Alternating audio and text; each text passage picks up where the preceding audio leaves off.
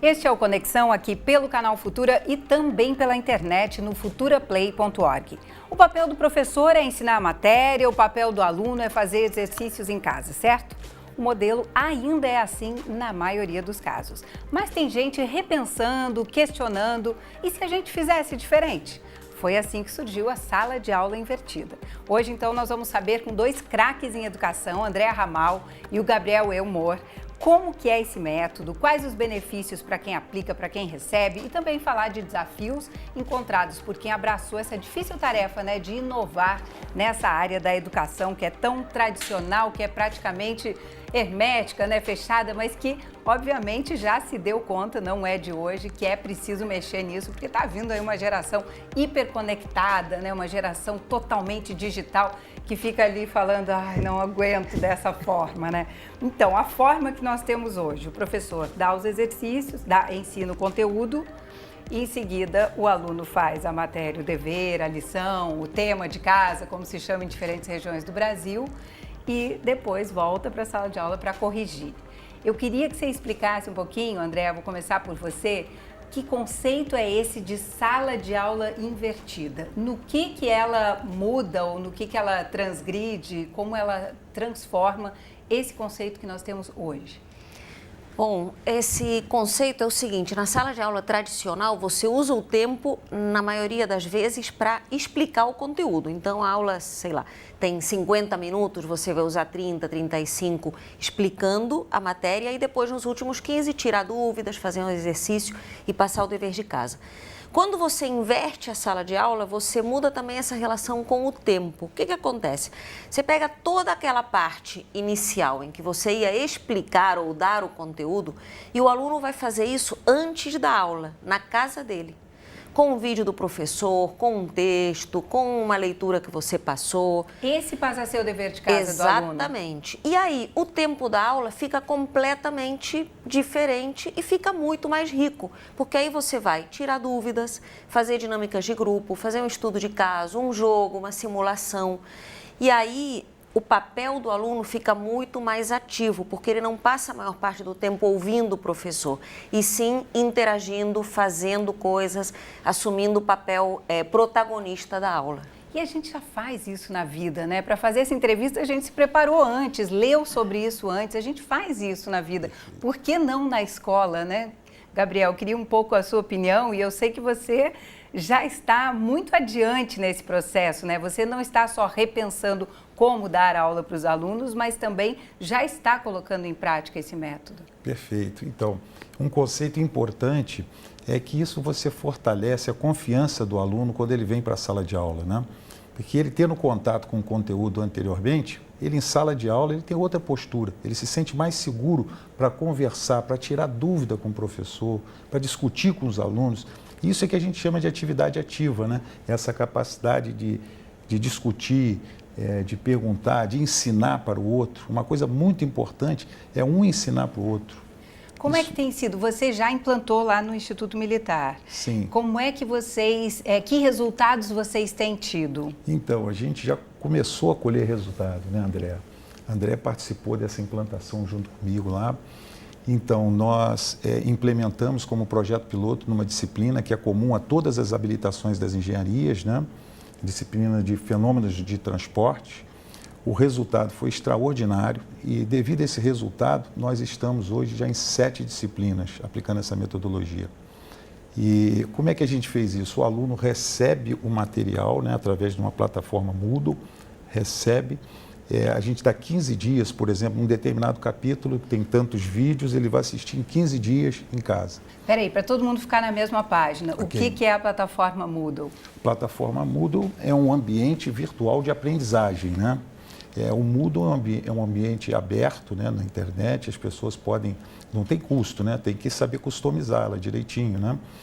Então, a gente planejou, né, essa metodologia... É uma espécie de software livre. Exatamente, é um software livre. E a gente planejou em 3 momentos, uma pré-aula, uma aula e a pós-aula.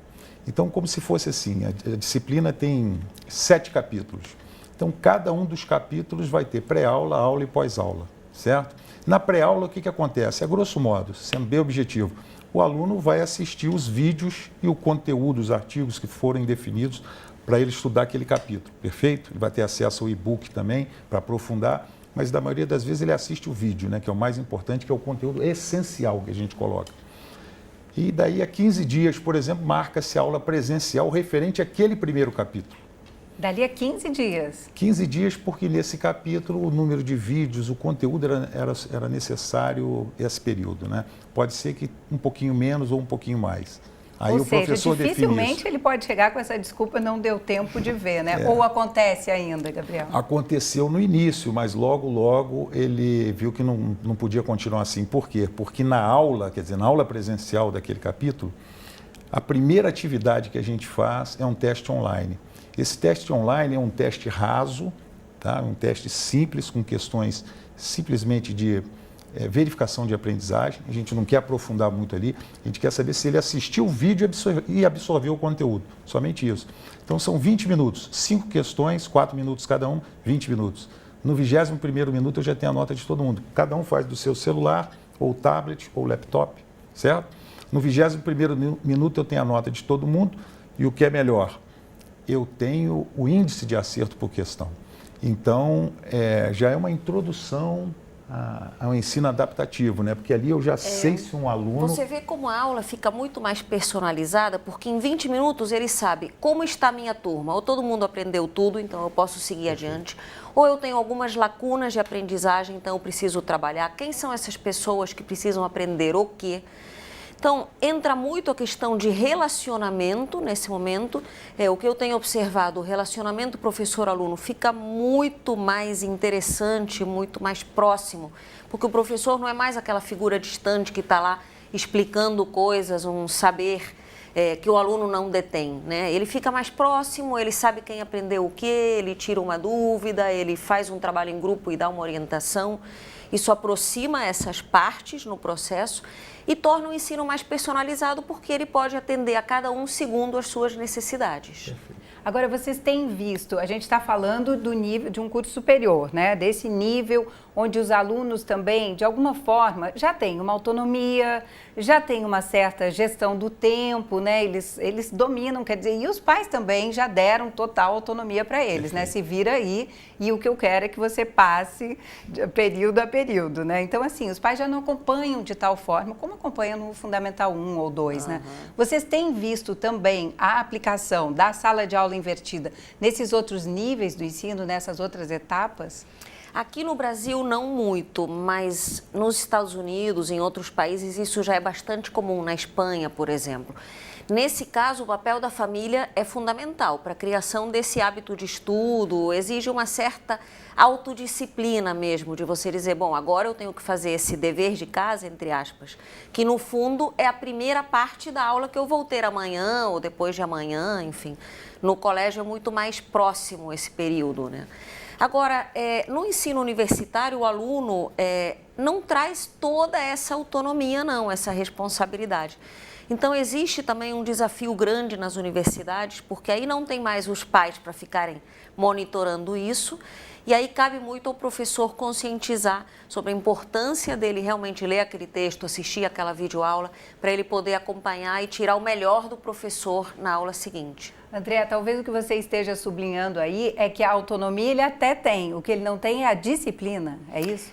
Exatamente. Eu dei aula há muitos anos em faculdades, eu tinha muito essa questão de dizer, leiam esse texto e quando você chega na aula ninguém leu.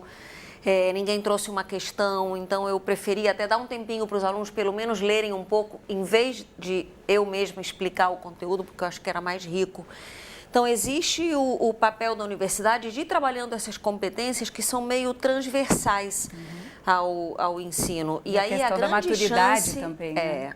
A grande chance das escolas já irem trabalhando isso, porque a metodologia ativa, ela depende muito do aluno. Não adianta você ter um excelente professor que é orientador da aprendizagem, que entende que a metodologia tem que ser ativa e participativa, uma aula dinâmica, se o aluno ainda esperar aquele professor e ele assumir essa postura passiva, bom, o que nós vamos aprender hoje? O aluno não pode mais ter essa cabeça hoje em dia.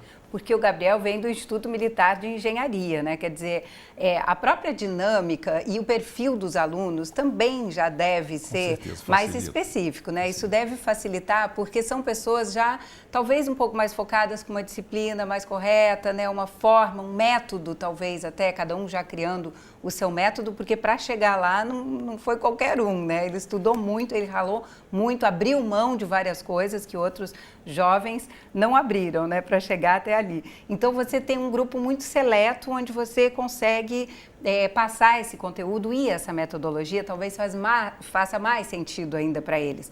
Mas aí o que eu queria saber de você, Gabriel, é que tipo de recursos vocês usam? Mais vídeo, mais áudio? Eu sei de algumas escolas, universidades que têm usado games também, né, para fazer com que a sala de aula invertida faça mais sentido ainda para esses meninos e meninas. Queria saber de você. Então, na pré-aula, o conteúdo tem que ir em alguma mídia para esse aluno, perfeito? Pode ser texto também. Pode ser texto, mas a gente encara que o vídeo, principalmente na área de exatas, né, André, é a melhor mídia, né? O vídeo, o que acontece? Você não perde o carisma do professor, ele está ali explicando, né? E a gente edita o vídeo de uma forma que cada hora de aula tradicional, no vídeo, ela tem 20 minutos. E o mesmo conteúdo. Então, ele é densificado na forma que a gente edita. Então, não cansa muito o aluno assistir. E outra coisa, já fica mais rápido, parecido com os vídeos desses youtubers que a gente vê assim, ou, claro... Não, são professores que têm facilidade para explicar. A gente bota no estúdio o professor que tem aquela facilidade incrível para explicar. E é interessante o seguinte, que o aluno tem mais dificuldade, ele assiste o pedacinho que ele não está entendendo, 1, 2, 3, quantas vezes forem necessárias. Isso é uma coisa muito legal que o criador do método fala, você pode rebobinar o professor. Porque quantas vezes na sala de aula comum a gente se distraiu ou perdeu uma explicação ou não ouviu direito e aí aquela coisa foi passando. Quando você tem uma videoaula, você consegue voltar e você assiste no momento em que você se sente mais disponível, com a mente mais aberta para aprender, o que nem sempre acontece na sala de aula, que o aluno pode estar cansado, com sono. Então, a videoaula é um recurso que a gente tem usado bastante e que tem se mostrado fantástico. Agora, o professor que prefere ficar atrás das lentes, como é que fica para ele? Vocês também deram capacitação para esses professores, formação? Ou foi uma curadoria mesmo? Ou, né, vocês se reuniram e identificaram quais professores? Como foi essa escolha? A gente busca o professor que tem facilidade para explicar, né? Aquele showman que a gente chama, showman ou showwoman, né? Então, a gente busca esse professor que tem essa facilidade, ele já está acostumado com tablado e a gente faz uma adaptação, né, no estúdio. Isso ele faz um treinamento, a gente faz uma adaptação dele. E isso permite a todos os professores não precisarem ser showman nem showwoman dentro da sala de aula. Porque a sala de aula não é um palco para o professor. O professor, no fundo, ele é um articulador, ele é um orientador, ele tem um papel muito mais importante até do que só ficar despejando conteúdos. Isso aí qualquer videoaula pode fazer.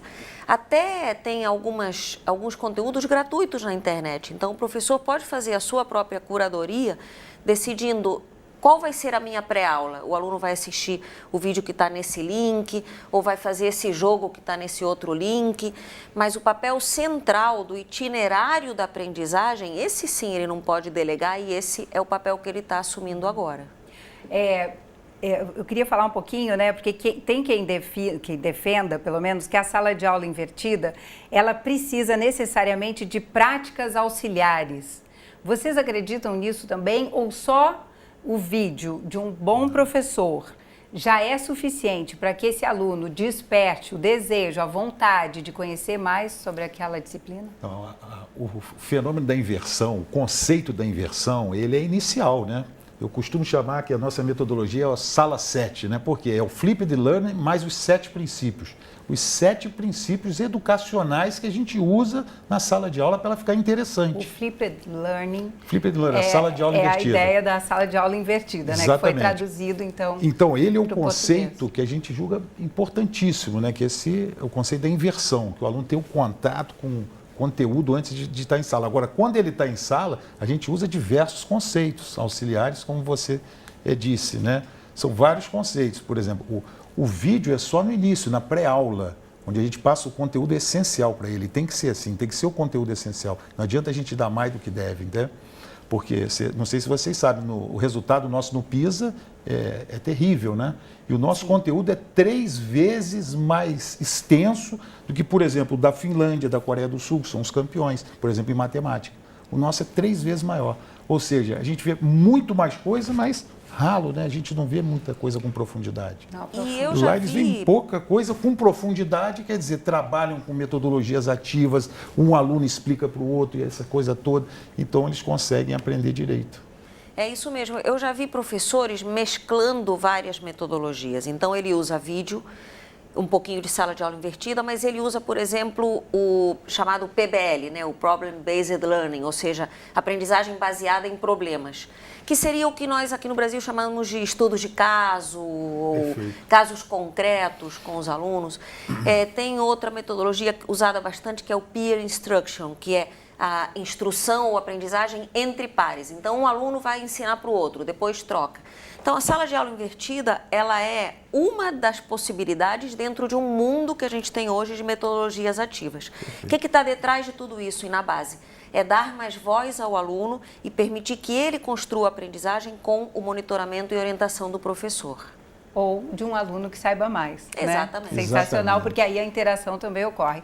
Eu queria falar um pouquinho aqui, porque no YouTube, né, tem uma série de vídeos lá que a gente foi procurar com educadores, professores também, explicando o método de sala de aula invertida. Então, eu escolhi um trecho que você vai ver agora, é um vídeo do professor Luciano Dias da Silva, ele é da FURB, a Universidade Regional de Blumenau, que é parceira aqui do Canal Futura, e ele sugere uma associação. Ele desenvolveu esse método lá, né, entre 2 métodos, na verdade, de uma espécie de ensino híbrido, a sala de aula invertida, com o que ele chama de rotação por estações. E aqui ele explica como é que é, olha só, vamos ver. A gente pode dividir a turma em grupos, de acordo com o seu estágio. E cada grupo vai estar em uma estação. Quem não assistiu a videoaula, vai assistir. Pode ser no seu próprio celular ou computador. Quem assistiu e não encontrou dificuldade, vai fazer as atividades propostas. E quem precisa do auxílio do professor, reúne-se com ele. À medida que cada grupo vai concluindo a sua tarefa, vai mudando de estação. Mas será que funciona? Uma das conclusões do meu estudo é que os alunos precisam estar convencidos da viabilidade da nova proposta. Eles precisam acreditar que vai ser bom. No mínimo, estar abertos a novas possibilidades. Porque se não houver o efetivo engajamento deles na proposta, vai ser muito mais difícil obter bons resultados. É isso, né? Quer dizer, essa Perfeita rotação de estações, porque dele. é boa, né? Eu peguei o vídeo, é maior, né? Ele fala exatamente dos desafios e tal. É curtinho, ele deve ter 6 minutos no total. A gente selecionou esse trecho. Mas a ideia de nem todo mundo ter feito esse dever de casa, né? Quando isso acontece, você agrupa. Então, você leu até onde? Até a página 4? Então, fica todo mundo aqui que leu até a página 4, que dá um pouco mais de trabalho para esse professor, para ele identificar. Mas eu imagino que os alunos rapidamente também entendam a importância disso, né? Porque quem leu todo, ouviu todo o capítulo, o podcast, o game, o que foi, esse cara não está muito interessado em interagir com quem não viu, né? Ele já está numa outra etapa, não é isso? Exatamente. E essa rotação, o que você acha disso, principalmente quando você mistura esses métodos, Gabriel? Então, isso acontece, a gente fez isso no IME, muito parecido com o que a gente fez no IME, que a gente falou da pré-aula, né? Aí chegou na aula. A aula teve aquele teste online que eu falei, depois tem a discussão de case, que a gente optou sempre por fazer discussão de case. O que é o case? É um problema mais aprofundado que gere discussão. O professor, ele pode pegar um problema pronto, real, e estender um pouco o problema para ele suscitar bastante discussão. E esse projeto, ele é entregue aos alunos, a grupos de 4 que a gente faz, a grupos de 4 alunos, eles têm 50 minutos para resolver. E depois eles apresentam isso. E só que a gente escolhe um aluno para apresentar. Um aluno é sorteado do grupo para fazer a apresentação. Isso faz com que um ensine para o outro. Está comprovado que a gente tem a maior absorção de aprendizagem, né, quando a gente está explicando um para o outro. E nós somos acomodados por natureza, né? Exatamente. Também assim, ele fala melhor, vai ele, e vai E sempre não é assim, ele, né? Não é assim. Só que na avaliação a gente não bota um percentual muito grande para a qualidade da apresentação, e sim para a qualidade do conteúdo apresentado. Aquela apresentação, Gabriel, para a gente entender mesmo, eu estou querendo desfiar aqui com vocês esse método, né? Para quem está nos assistindo e as escolas que ainda não implantaram, entenderem também os benefícios dessa prática, né? Não, isso não é para mim. Não, ao contrário, a gente está querendo mostrar que é para eles também, né? Como é que faz? Como é que esse aluno tem acesso a tudo isso? Na verdade, o aluno vai receber o case e vai resolver, né? Depois é sorteado ali o aluno que vai fazer a apresentação, ele tem 10 minutos para apresentar a solução do grupo. Lá na frente, aquela apresentação clássica. 2 ou 3 slides no máximo que ele tem que aprender esse objetivo. Você nota o seguinte, quando eles discutiram aqui, você está desenvolvendo uma capacidade de trabalhar em grupo, certo? E quando ele está falando lá na frente, você está desenvolvendo nele uma capacidade de falar em público. Ou seja, além dele aprender o conteúdo, ele está desenvolvendo habilidades e atitudes pessoais, interpessoais, muito importantes. E transmitir a mensagem, né, Gabriel, que é o mais importante. Exatamente. Então, você veja como é importante. Além de aprender o conteúdo, né, André, os alunos estão desenvolvendo importantes habilidades pessoais e interpessoais. A tecnologia tem muito a ver com esse método, porque o criador do método, Jonathan Bergman, né, ele diz o seguinte: quando eu era criança, eu só tinha acesso ao conhecimento de 3 maneiras. Ou através de um livro, ou indo a uma biblioteca, ou ouvindo do professor. Hoje, com a internet, com os recursos, enfim, que a gente tem aí digitais, com as redes sociais, o conteúdo está disponível. Então, como é que o aluno acessa isso? Ele acessa com a orientação do professor. O que ele vai aprender na próxima aula, o que ele precisa fazer para ele ficar mais preparado para aprender isso melhor. E ele não precisa gastar o tempo da aula ensinando esse conteúdo todo. Eu acho que essa mudança é o mais fundamental nesse método. Em vez de eu gastar 35 minutos explicando, perder a voz no final do dia, como eu ficava muitas vezes sem voz, porque dei 8, 10 aulas, né? A mesma aula em várias turmas. 5º ano, você tem 8 turmas iguais, então você dá a mesma aula 8 vezes. Em vez de fazer isso, você simplesmente prepara aquele conteúdo no seu melhor momento, o aluno vai acessar e você vai usar o tempo da sua aula de outra maneira, de uma maneira mais rica, tirando dúvida, fazendo discussão, fazendo uma simulação num laboratório, no caso das engenharias, como eu vi acontecer, fazendo um game, uma dinâmica de grupo, é muito mais rico e o aluno aprende mais. Lá no IME, a gente teve até uma elevação das notas. O aluno do IME é muito bom, a média era 8,7, né? Uau, mas altíssima. Passou de 9 depois do método, quer dizer, sempre dá para aprender mais. Qual que é a média lá? É 8? Não, para passar é 5. Tem determinadas disciplinas. Para passar é 5. 5. E tem a gente... Mas é aquele 5 E eles se sentiam suado. cobradíssimos, com 8,7. Teve uma disciplina que essa média era mais alta, que a gente aplicou a metodologia, mas teve uma outra que a gente aplicou que a média era bem baixa. E houve também um aumento significativo, entendeu? Porque a questão também é cultural, né? Porque a gente está falando aqui, eu estou pensando, eu tenho um filho adolescente, de 13 anos, e eu vejo que ainda é uma questão para eles, se alguém perdeu aula e teve matéria nova, né? Eles falam isso. Com esse método, não tem a matéria nova que vai te surpreender. Você já viu antes, você já dominou a matéria antes, ou se não dominou integralmente, você já se inteirou dela, né? E aí, a partir daí, você vai levar para o professor. Agora, eu queria saber de vocês, porque a gente está chegando nos nossos momentos finais já da conversa, a conversa foi tão boa que passou rápido, né? Sobre a avaliação, quer dizer, você já relou nesse assunto ali no início e tal, que o professor tem essa base, né, essa ideia de como que está indo a turma, Isso. Mas com esse método da sala invertida, não faz mais sentido só prova e teste, por exemplo, né? Perfeito. Esse é um dos 7 princípios, avaliação frequente. Então, a gente tenta fazer a avaliação o mais frequente possível. Então, é um dos 7 princípios que eu te falei. A avaliação ela é feita toda a aula presencial. Tem o teste online sempre, né? Tem a discussão de case. Esse case é todo avaliado pelo professor. O grupo está sendo avaliado o tempo todo. Tem detalhes, né, da avaliação, tem uma tabela que é montada para se avaliar cada pedacinho. E tem algumas avaliações bastante tecnológicas, usando, por exemplo, ferramentas, o pessoal que não conhece, o Kahoot, kahoot.com, ou então Socrative, escreve dessa maneira, .com. São softwares abertos e que você pode fazer questões simples para avaliar conceito assim, de uma forma muito rápida. Você dá 30 segundos, pode ir até 2 minutos, um determinado conceito, e aí a turma inteira responde aquilo e você já tem a resolução. Você já tem um percentual de acerto. Pelo celular, né? Pelo celular. Todo mundo responde pelo celular. Bom, assim fica muito fácil. Aí porque já você tem 1000 oportunidades, né, de ser avaliado exato. de E cada tirar conceito novo você pode programar uma questão, você já traz pronta, e a cada conceito novo você vê qual o entendimento da turma daquele conceito. E sabe que é bacana o método Eric Mazur? Ele vê e se está em torno de 40% a 50% acertaram. Ele não diz qual é a resposta certa. Ele diz o seguinte: vocês conversam entre si, vão fazer mais uma rodada de resposta. Porque eles estão quase lá, né? Exatamente. Aí vai para 80%, ou seja, os outros convencem aqueles que estavam errados, uma parte grande convence, e aí eles vêm para a opção correta e depois o professor dá a solução. Muito bom. Agora, Gabriel Elmore, o nosso tempo acabou, André Ramal, mas eu queria que você nos falasse um livro para onde os professores de onde eles podem tirar essa ideia e entender um pouco melhor, além dos vídeos, né, que a gente já mostrou então, também. eu recomendo o próprio livro do criador desse método Sala de Aula Invertida, que tem esse nome, Sala de Aula Invertida, uma metodologia ativa de aprendizagem.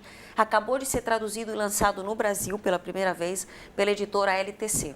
Muito bom. Aí a dica, né? Quem gostou então desse papo, que se quiser recomendar para alguém, né, ela fica acessível lá no futuraplay.org e a gente vai colocar aí na tela. Ó. Até breve.